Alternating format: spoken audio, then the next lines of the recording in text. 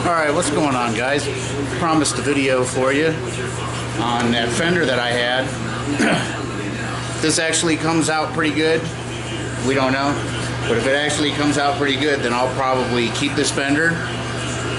I'll still grind down the weld, we'll mud it, we'll do all that stuff and clean up the Fender a little bit, because I already bonded a couple of spots on it before I said screw it. I'd rather search the internet for a couple Fenders that were pretty cheap, and I ended up getting a hold of some, but this one's pretty decent. I'll probably use this one to also learn how to spray, because I am right-hand dominant, and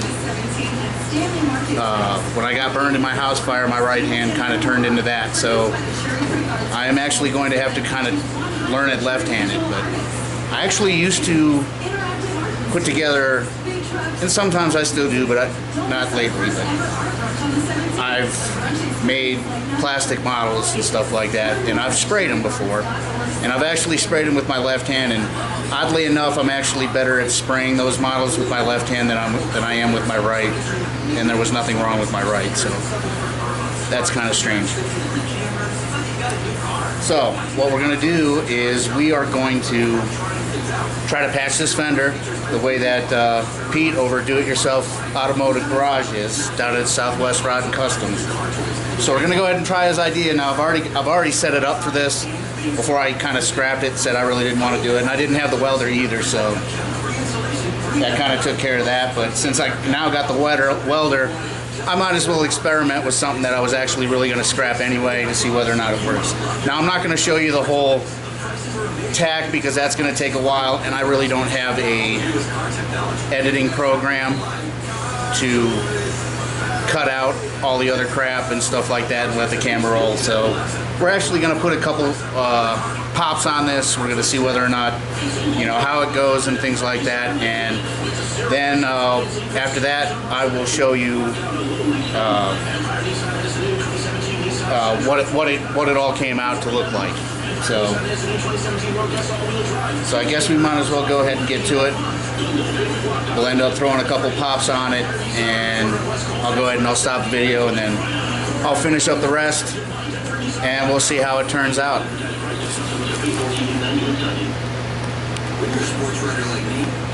Hopefully the camera doesn't get kind of messed up, but we'll see. I do believe the camera, when I bought it, has like a year warranty on it or something like that, so if it kind of breaks, I think we'll send it back. But it actually has been a pretty decent camera. It's not bad. Been learning some neat things that it can actually do.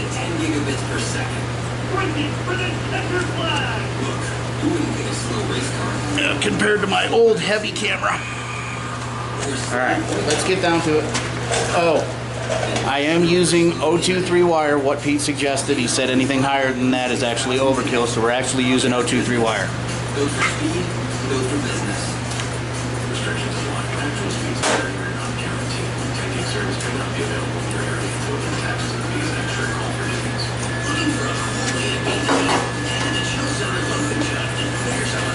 Oh, and another reason why I didn't do this video a little bit earlier was because I kind of ran out of gas.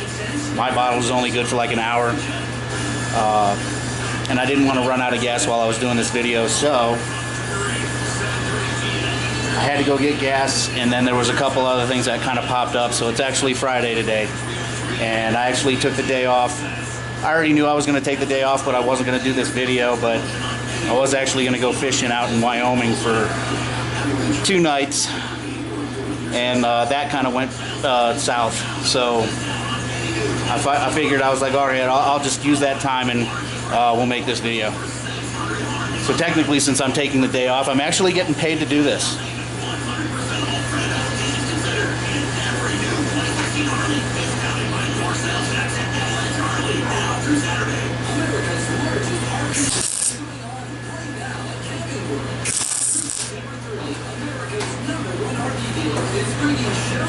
See, tough for me. So I get used to my welder again. That's better.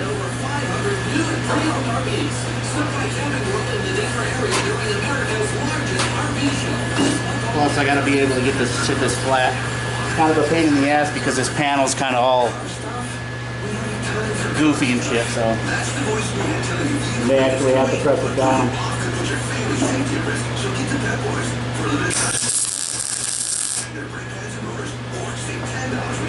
It's a little better. It kind of burned through the metal there, but it seems to be going pretty well, decently, or you know, we'll see how the rest of it goes. But I'll turn the video camera back on when I'm all set and ready and done.